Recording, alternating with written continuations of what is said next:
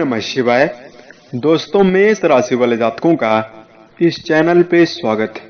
इस वीडियो में हम आपको बताने जा रहे हैं मेष राशि का साल 2021 में अप्रैल, मई और जून का महीना किस प्रकार जाने वाला है। इन 3 महीनों की समयावधि में आपके जीवन में किस प्रकार की स्थितियों का निर्माण होने जा रहा है, कहां पर आपको बड़ी सफलता देखने के लिए मिलेगी और कहां पर आपको सावधानी बनाकर चलना होगा।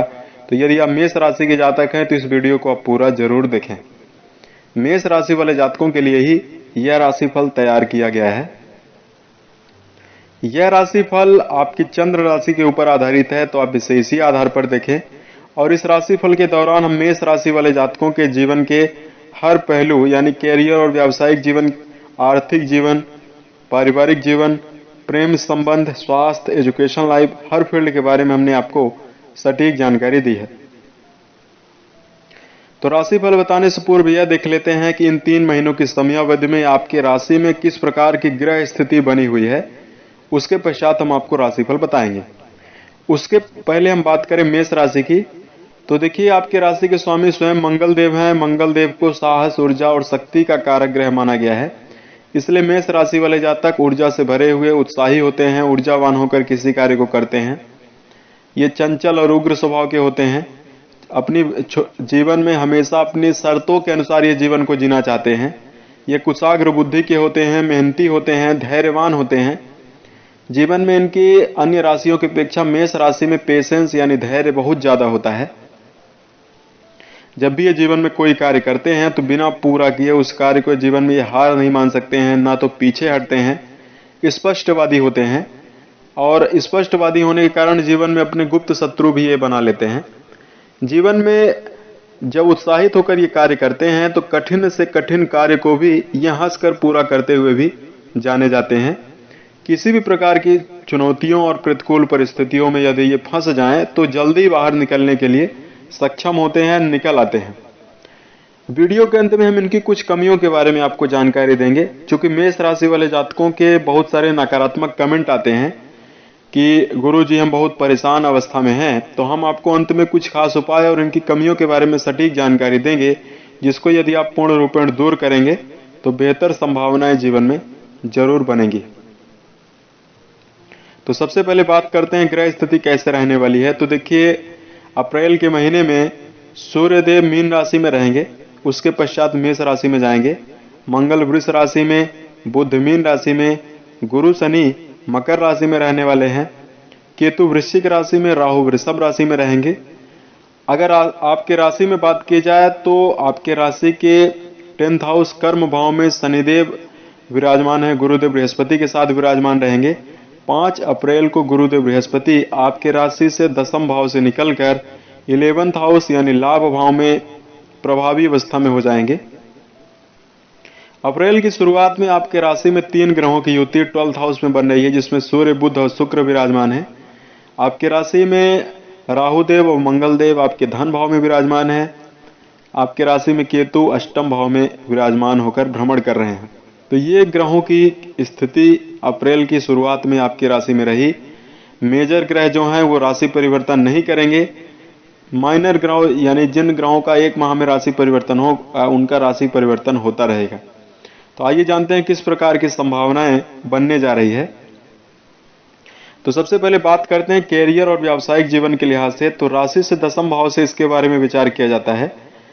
इस भाव में शुभ ग्रहों का काफी अच्छा प्रभाव है। शनिदेव विराजमान है। शनिदेव श्रवण नक्षत्र के दूसरे चरण में विराजित होकर आपके 10th में विराजित हैं। शनिदेव की शुभ दृष्टि आपके लगन में जा रही है, जिससे मेष राशि वाले जातक मेहनती हो जाएंगे। इन 3 महीनों की समयावधि में आप मेहनत के बलबूते पर जीवन में प्रत्येक परिणाम को अर्जित करते हुए नजर आएंगे। आपकी मनोकामनाओं की पूर्ति कराते हुए शनिदेव नजर आएंगे। शिक्षा और कैरियर दोनों में आपका जो प्रदर्शन होगा बहुत ही शानदार रहने वाला है। यदि आप कोई व्यापार कर रहे हैं तो उसमें आपको गंभीरता लाना होगा। व्यापार में बड़ी सफलता आपको देखने के लिए मिलने जा रही है। यदि पूर्व के समय से व्यापार में निरंतर नुकसान का सामना करना पड़ रहा था तो ये 3 महीने आपके लिए व्यावसायिक जीवन के लिहाज से बहुत ही उत्तम रहने वाले हैं। चूंकि वर्ष की शुरुआत से लेकर आपकी राशि में जो शनिदेव दशम में विराजमान है वो पूर्ण रूपेण अस्त स्थितियों में थे। 12 फरवरी से शनिदेव और गुरुदेव बृहस्पति का उदय प्रारंभ हुआ है, तो पूर्ण प्रभावी यहाँ पर शनिदेव रहने वाले हैं, जिससे बेहतर संभावनाएं जीवन में बनेंगी। परिश्रम के बलबूते पर जीवन में आप भौतिक सुखों का विकास करते हुए नजर आने वाले हैं। इस समयावधि में यदि नौकरी से जुड़ी हुई समस्याएं आपके जीवन में चल रही थी, वह समाप्त होती हुई नजर आएंगी। आमदनी के सोर्स में वृद्धि होती हुई नजर आएगी। आर्थिक पक्ष से अगर कहा जाए तो राशि के सेकंड हाउस से धन के बारे में विचार किया जाता है और राशि के 11th हाउस से लाभ के बारे में विचार किया जाता है, यानी गेन के बारे में विचार किया जाता है। इन दोनों भावों में चूंकि गुरुदेव बृहस्पति आपके राशि के 11th हाउस में विराजमान है, तो शुभ सफलता आपको यहां पर भी देखने के लिए मिलने जा रही है। अकस्मात धन लाभ की संभावना जीवन में निरंतर बनी हुई रहेगी। इस समयावधि में आप धार्मिक जीवन में काफी संलग्न होंगे। साथ में आर्थिक जीवन में यदि पूर्व के समय से चुनौतियों का सामना करना पड़ रहा था, वह समाप्त होती हुई नजर आएगी। पैतृक संपत्ति प्राप्त होने का योग बनता हुआ जीवन में दिखाई देगा। यदि धन संकट को लेकर जीवन में उतार चढ़ाव निरंतर बना हुआ था, अब वह पूर्ण रूपेण दूर होता हुआ नजर आने वाला है। आमदनी के एक से अधिक सोर्स आपको जीवन में देखने के लिए मिलेंगे, जिससे आपके मन में जबरदस्त प्रसन्नता देखने के लिए मिलने जा रही है। इस समयावधि में अगर पारिवारिक जीवन के लिहाज से अगर कहा जाए तो ये 3 महीनों में चूंकि राशि से चतुर्थ भाव से इसके बारे में विचार किया जाता है, तो परिवार में मिला जुला परिणाम आपको देखने के लिए मिलने जा रहा है। परिवार के सदस्यों से आप काफी प्रभावित रहेंगे।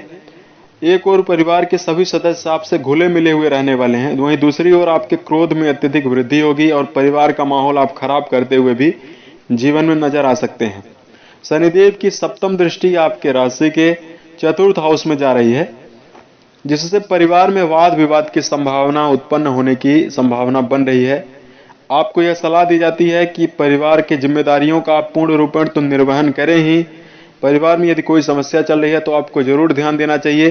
साथ में समन्वय बनाकर जरूर आपको चलने की आवश्यकता इन 3 महीनों में रहने वाली है।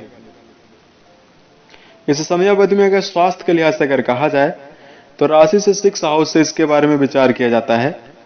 6th हाउस के जो स्वामी बनते हैं और राशि के 12th हाउस में अप्रैल के महीने में विराजमान है, तो अप्रैल का महीना थोड़ा संवेदनशील है। उसके पश्चात मई जून का महीना आपके लिए काफी उत्तम रहेगा।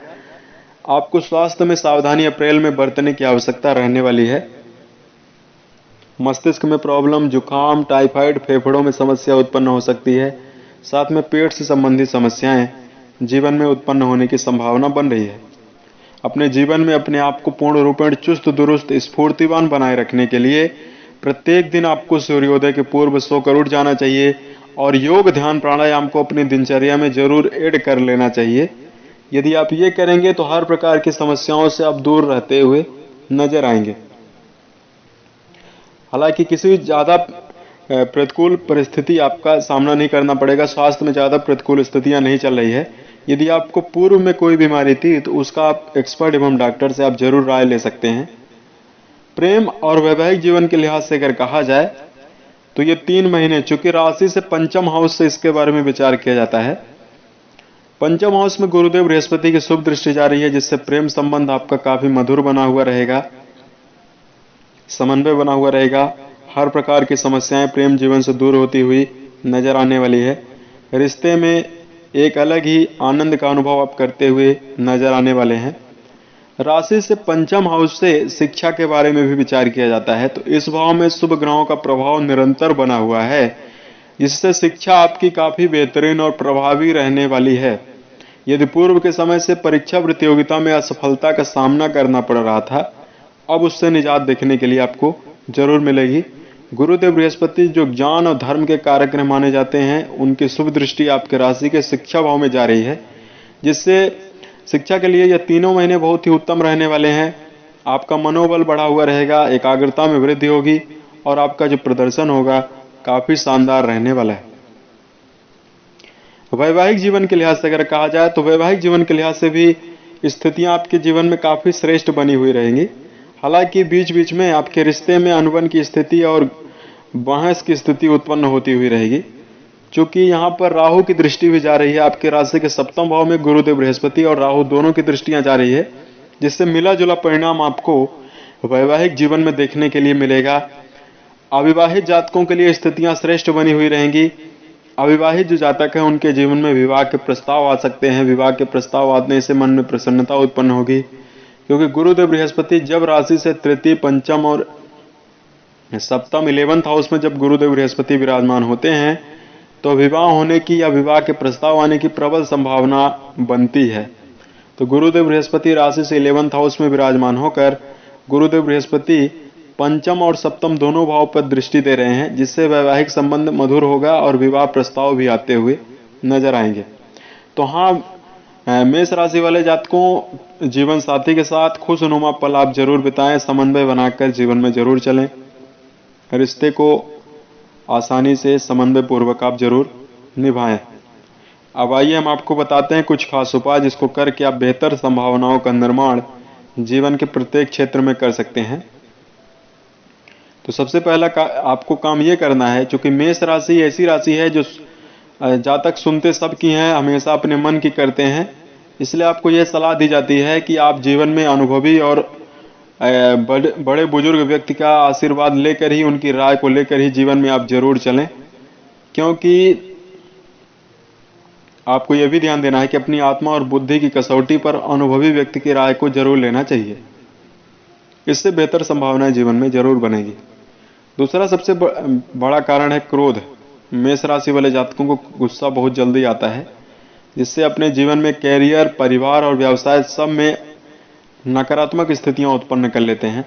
इसलिए आपको बार बार क्रोध की स्थिति जीवन में जरूर नहीं उत्पन्न करना चाहिए। मेष राशि वाले जातकों, चूंकि कर्म दक्षता के आधार पर ही भाग्य को बदला जा सकता है, ज्योतिष विज्ञान किसी भी व्यक्ति का भाग्य नहीं बदल सकता है। कर्म हमें करना पड़ेगा। इसलिए आपको यह सलाह दी जाती है कि सकारात्मक दिशा की ओर निरंतर कर्मरत रहना चाहिए। यदि आप हाथ पर हाथ रख के बैठेंगे जीवन में, तो किसी भी प्रकार की स्थितियां आपके जीवन में सुखद नहीं बनेगी। पहल आपको करनी होगी। जीवन में उतार चढ़ाव निरंतर चलते रहते हैं, इससे आपको समझौता नहीं करना है। आपको कार्यरत जरूर रहना चाहिए, कार्य जरूर करके जीवन में आगे बढ़ना चाहिए। वाणी पर आपको नियंत्रण रखना है। नपे तुले शब्द का प्रयोग जीवन में जरूर करना चाहिए, क्योंकि यदि आप ऐसी स्थितियां नहीं करेंगे तो आपको नकारात्मक स्थितियों का सामना करना पड़ सकता है। जब भी आप किसी कार्य को करने जाएं तो विधिवत उसकी रूपरेखा बनाकर ही जीवन में इन्वॉल्व हों, और किसी भी व्यक्ति के साथ डिस्कस मत करें, राय मत लें, क्योंकि जब भी आप अनुभवी व्यक्ति की राय लेंगे तो वह आपके लिए अनुकूल रहेगी। लेकिन जब अपनी योजनाओं को किसी ऐसे व्यक्ति के साथ आप शेयर कर देंगे जो व्यक्ति आपका हितैषी नहीं है, तो फिर आपको नुकसान का सामना करना पड़ेगा।